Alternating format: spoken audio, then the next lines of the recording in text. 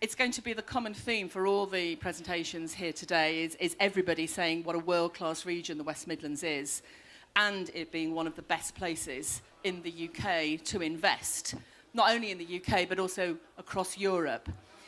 We know in this pavilion that the opportunities are absolutely vast, and we've just witnessed 3 excellent presentations just highlighting some of the hotspots, some of the real jewels in the crown. What I've got with me now is a panel. I'm going to apologise before somebody picks it up that it's not a diverse panel, but it's an excellent panel nonetheless. That we have Bob Slay, Deputy Mayor, Ian Courts, Deputy Leader from Solihull, Davy Cockcroft, who you've just heard from, who is, the title is there, but Mr. Big in Coventry, and Mark Lee, Chief Exec of Calthorpe Estates. I have got some prompting questions, so please forgive me as I do refer to those questions. But I'm going to try and tease out of our panellists why it's so good and why it's such an investment for, such a draw for investment coming into the country and moving around the country. So, to all the panellists, my first is a 1-sentence elevator pitch, please, no longer, to summarise in 1 sentence, if you can, the strengths of the West Midlands and the offer that it gives to investors. And I'm going to start with Bob.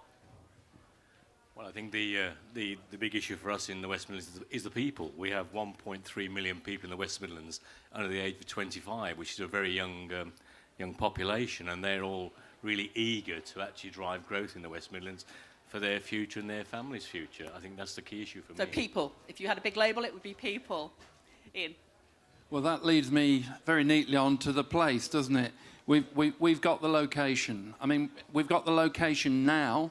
We're going to have even a closer location when HS2 comes in. That'll put us 38 minutes away from London. But, you know, even now we're not much more than an hour. And what I'm so pleased about is that, you know, we're going to have that connectivity with the South East, but we've also got having our connectivity within the West Midlands. We're getting it together fast. So it's place.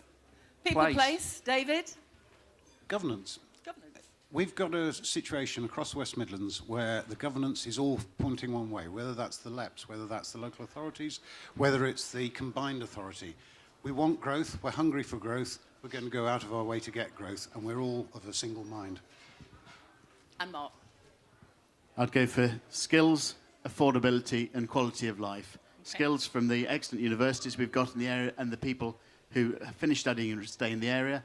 Affordability, a fraction of the cost of the capital city, and the quality of life. You'd prefer to be in the Midlands than you would in London anyway for the quality of life. Thank you. Okay, thanks. So we've got some snappy people, places, governance, and quality of life. And I think what we're going to do is tease those out a little bit more. So, Bob, if I may, I had a question, and forgive me, I know Deborah was going to be on the panel and she's not here, so she's morphed into Bob Slay. Bob, we heard today, this morning, the Combined Authority launched the West Midlands Investment Prospectus. I'm not sure whether you were there when it launched. I think you were. Is it possible for you to just give a little bit of a line about the types of investment opportunities in that prospectus, over and above what's already been mentioned in the previous session? Yeah, I mean, the prospectus gives the opportunity for the investors in the West Midlands to actually understand that there are real opportunities which we've identified and can deliver on. I think the key issue for the West Midlands is one of delivery. We've been able to demonstrate over a period of time that if someone wants to invest in the West Midlands, we can, you know, through local government, through business partners, we can actually make sure that we unblock all the obstacles to investing. So I think the overarching issue for me with the West Midlands investment prospectus is in essence that we're open for business and we can do what people need. So you take HSBC, for instance, they've moved their retail headquarters to Birmingham. We're now in discussion with other organisations, and the message that we give to them is if you want to come to the West Midlands, we can actually make that journey quite simple for you to actually be able to. So good facilitation. Yeah, good facilitation, you know, strong political will, That's very important. Strong governance, a partnership with business, and as has just been said, we are all focused on a single objective, and that's to make the West Midlands grow and create what we want to do is to create an inclusive society for the people of the West Midlands. Brilliant. So that's our driver. Thank you. In your opening sentence, you made reference to High Speed 2. And could you just expand perhaps on the impact and the attraction from an investor's point of view and the location of Solihull? I mean, it's very well positioned, isn't it? Absolutely. I mean, it's Solihull and indeed the West Midlands. I mean, HS2 is a catalyst for growth. I mean, it's going to create hot property in the West Midlands like we've never seen it before. I mean, I spent most of my life in business. I went into local government when I retired. And, I know dealing with local authority that I want a point of contact. I want to know that the public sector has his act together. We've done that. Actually, he's too polite to say so, but Bob Slay was the first chairman of the West Midlands Combined Authority. Yes. Yeah. And under his leadership, the Combined Authority has really gone forward. So we have that common goal amongst all of us, and we have a whole bag of different valuable assets. Solihull has some fantastic real estate. We're creating more around the HS2 town centre I mentioned earlier on, and there'll be other things. But there's very many others across the West Midlands to offer to the property fraternity. David. Mr. Big in Coventry, as I'm going to now call you forever. You highlighted Friargate, and it is a massive regeneration scheme. It's had a few hiccups along the way, but we're there now, and we've got buildings out of the ground and occupied, which is brilliant news. That, I'm hoping, is just giving and adding to the confidence in the area. I think that, on top of the cultural announcement, has helped.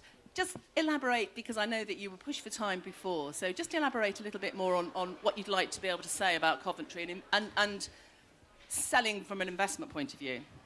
Certainly. So, Friargate, people tend to forget that Friargate invested all through the years where, let's face it, property went through perhaps its toughest challenges. £65 million they put into that over the years. 50 million's gone in from SPG and their partners into the city centre more recently. We've seen people like JP Morgan invest in the city centre, which have never been there before. And when we're starting to look at what comes forward with the help from the money from Combined Authority, which will still require both partners, both Friargate and the City Council, to put further money in, we have a real interest. When we got the Financial Ombudsman, it was interesting because at that point there was concern about if we were building a building purely for ourselves, would it show any confidence from outside? To get somebody coming in from London into the first building has given everybody some comfort that actually, if you build the right product, you price the product correctly, and it's in the right location, you're going to have people come to it. So at the moment, we think we've got a very exciting promise against the money put into us that we will develop a further 5 buildings, including a hotel. And at this point in time, we're having several conversations with hoteliers. So we're very excited at the moment. So that strapline could be build it and they will come, won't it, really? We're not quite a field of dreams. I won't mention certain other councils which built an awful lot of property which hasn't been let. We are building against a set programme with some interest at the start. Our ability will be how much we have to have actually pre-let before we build. And at the moment, one of the biggest challenges to any new development is how much has to be pre-let before it can actually start, before it passes a financial viability test. Thank you. Mark, you very neatly highlighted some of the key projects across the Calthorpe estate. The Edgbaston Medical Quarter and the Pebble Mill 1 site are phenomenal sites with a huge amount of interest. They're ambitious plans. How do you think they've progressed? And what sort of support are you still looking for from both public and private parties? The Pebble Mill site it was an interesting case because we started off in collaboration with a university and with the Regional Development Authority, and that three-way partnership lost one of its partners fairly early on when the university decided to do its own life science research park, and then later on lost the Regional Development Authority when that was wound up. So we actually had got nowhere with the site with the partners, and then we repurposed it from life sciences to medical, and we've done the whole thing in less than in about 7 years from there. So the first half, very slow, and now we're really racing through and getting the last buildings up. What we still need from government, well, public sector, very little on that site. What we need from the private sector will be to fund the final building. And we're offering that for investment rather than just doing it ourselves, because we want to keep our capital ready for the next development, and Pebble Mill's coming to a conclusion now. New Garden Square, really, we've been 3 years site assembling, getting planning consent and starting demolition. There's a long way ahead of us. The public sector part for that is very much the transport with the Midland Metro extension to Edgbaston, but also potentially changes to planning, so working in it with a can-do local authority to get the planning adapted for the right viability and get the investors in. And finally, wouldn't put aside the idea of a public sector tenant in the area, and we'd be very well located for another phase of the government property unit with large sectors of government working in our area already, DWP, NHS, and we'd be very well lined up, and we're on the list of potential candidates for the next phase of government property unit in a few years' time. So public sector there, and private sector clearly investment, and not least our joint venture partner, U&I Group PLC, who are helping us deliver it. Thank you very much. I'm going to pick up a point and ask Bob to perhaps just comment on it. Mark, when I asked for sort of a brief elevator pitch, you mentioned quality of life and you also mentioned skills. The skills is quite a contentious issue. Some people are very, very clear that there is a massive skills gap in certain parts of our economy. I know from a combined authority point of view, that's critical to both you, Bob, and to Andy as mayor. Do you want to just comment on that skills gap? Because clearly we've got pockets of a fantastic workforce, but then overall it's not great. So it's our number one challenge in the combined authority. We have a talent pool in the West Midlands, 52,000 students currently in education in 11 universities, let alone further education. And we want to build our economy beyond the current projections. So in essence, what we've done, we've established a Skills and Productivity Commission, which tries to match supply with demand. That's the supply from the education system and the demand from our employers. And with a strong economic plan, which we have in the West Midlands, we understand the sectors where we need to drive those skills.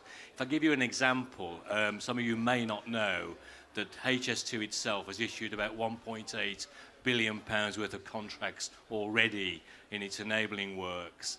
We, with the HS2 College and with our further education providers, are now trying to match the supply to the demand within the region, because we need an awful lot of skills that we currently don't have. I've used the phrase many times. It's no good training 44,000 hairdressers for 14,000 jobs nationally. What we need to do is to actually ensure that the skills package offered by the West Midlands, which should be locally grown in both my view and the Mayor's view, would actually match the skills requirements of our major employers, such as Jaguar Land Rover, advanced manufacturing, the medical sector. Our hospitals in the West Midlands employ something like 40,000 people and an ageing workforce, and really we need to set a skills package in place that fills the gaps that's going to appear in a few years' time. So strong economic plan, Productivity and Skills Commission, matching supply with demand, unlocking the talent that those students, the 52,000 in our 11 universities and those further education colleges, can see the opportunity. Just to finish on the point, we're also very committed to inclusive growth. One of the challenges in our society is we often leave a lot of people behind who never get into employment because previous history of their own family means that they've not got that ambition.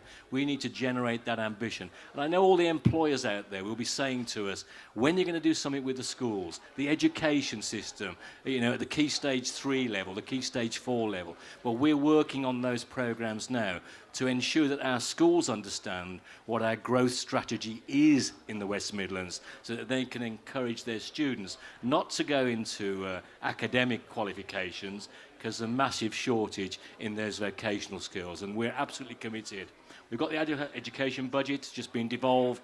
We're now working with DFE to try and get some more devolution into the West Midlands to build a skills package that meets our demand. And I think that's a real ambition for the combined authority. Thanks. But I know that there's the, from an apprentice point of view, I think if the Midlands took the lead, I know that there are other sessions looking at education and skills and certainly apprentices, and I'd certainly, that would definitely get my vote. Ian, you're very keen to come in. Well, no, I wanted to come in. And interesting you mentioned the apprentices. When we think that this whole, 2,000 apprenticeships could be gaining from the whole HS2 thing. But no, what I wanted to just follow up from what Bob has very comprehensively described on the skills, education, employment. It's the fact, you can create jobs and we build homes. But actually, you need to bring the two together. And the part of the agenda that we really are focusing on, and which is, at the foundation of the West Midlands Combined Authority, is the transport agenda. And if you take, Solihull, we're looking at making Solihull Centre so much better connected with other areas. We're looking at a metro that eventually will go from Dudley all the way to Birmingham International Interchange, and be a catalyst not only to get people from homes to jobs, but also will be a catalyst for, we think, for regeneration as well. So Andy, the mayor, explained how much was being done to, re-energise the transport system in the West Midlands, and that is so vital. It's part of our comprehensive plan for the Midlands. Any comments on the skills front at all? I think I'd just say that I fully support what Bob's saying about the long-term future and increasing the productivity of the region and the life opportunities for the youngsters in the region. I wouldn't want that to appear that there aren't the skills there at the moment, or the quality of life and affordability that will bring the skills to the area, relocating if the business is expanding, and particularly in financial services, back office, mid office. Those skills are, a lot of those skills are there, and people are prepared to move to the area with the jobs that are coming in, people like PricewaterhouseCoopers, yes. Hogan Lovells, HSBC, a lot of financial services coming into the area and are recruiting successfully, but fully echo the importance of developing more skills, particularly in the manufacturing and vocational sides for the future.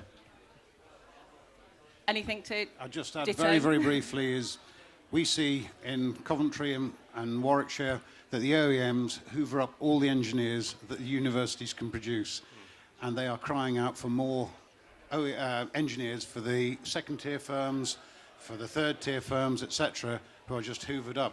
We can't get enough of them. At the same time, the apprenticeship route in has been pioneered by people like Jaguar, etc., yeah. and is providing a fantastic route into people, directly into manufacturing, and building a skill base without that, which would simply not exist. So I see them both as equally important, and both as something we all need to strive to maintain and improve.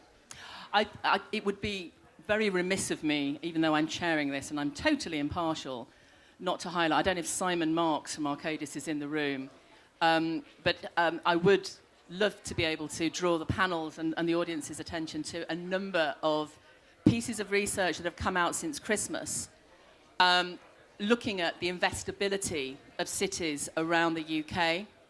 And the key aspects that were looked at in terms of criteria were infrastructure and accessibility, the quality of life in terms of culture, and I'm going to ask you in a moment about the culture, the skills gap and how some cities are looking at that more progressively than others, and the congestion, infrastructure, road, transport, and congestion.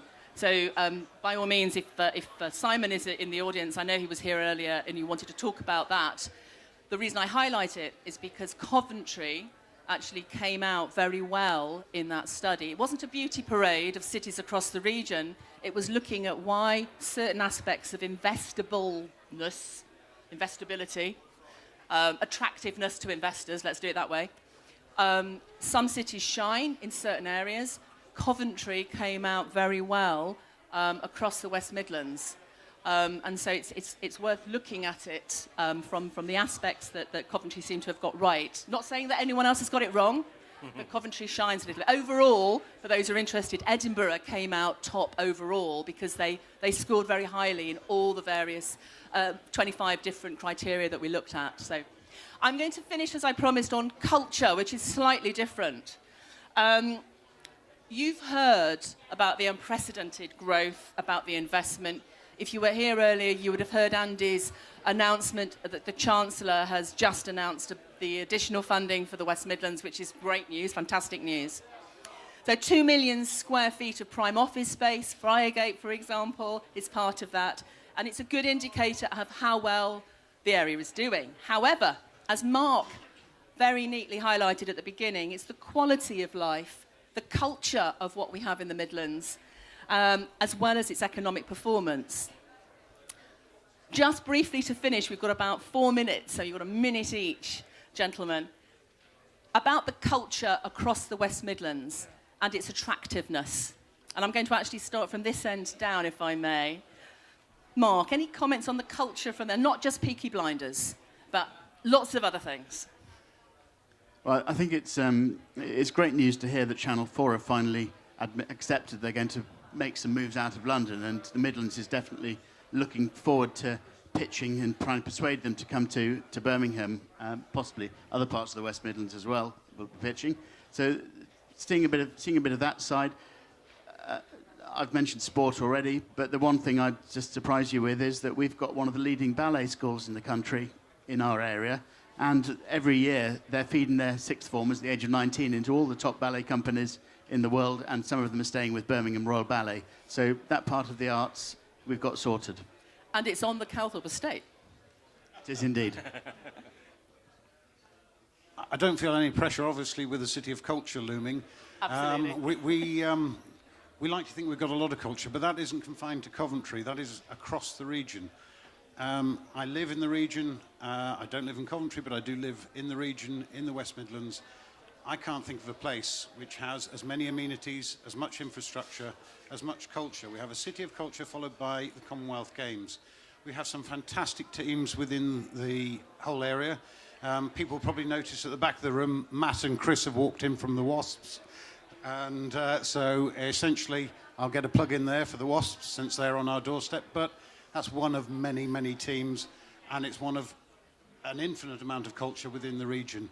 I can't think why you'd want to be anywhere else.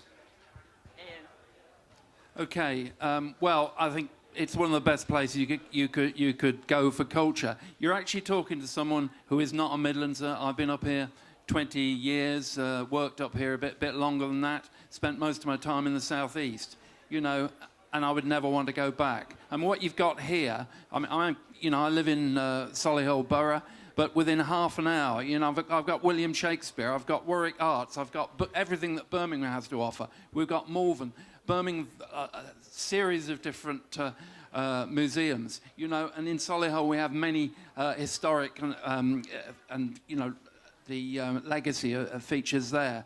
You know, it is a great place, and they're all within half an hour. So, you know, culture's what we've got, accessible culture. And finally, Deputy Mayor. So one of our pitches to Channel 4 was the diverse community and the range of cultures in the West Midlands. If you're going to have a platform for a broadcasting organisation, there's nowhere better than the West Midlands to actually develop some of that. It's also interesting in the West Midlands, we have 5,800 businesses in the cultural sector. We're employing 34,000 people. We had a growth increase of 478 million in that particular sector alone. And apart from the Royal Shakespeare Company and Shakespeare Stratford, Warwick Castle, absolute jewels in the crown. Let's not forget we've got one of the best orchestras in the world in the CBSO.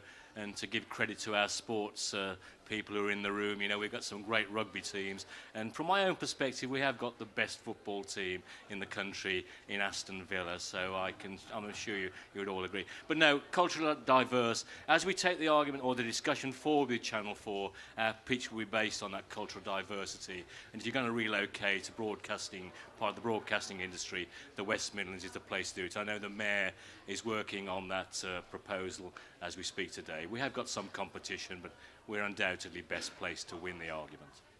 I'm going to thank you on that note and thank the rest of our panel and wish you have a lovely rest of the afternoon. Thank you very much.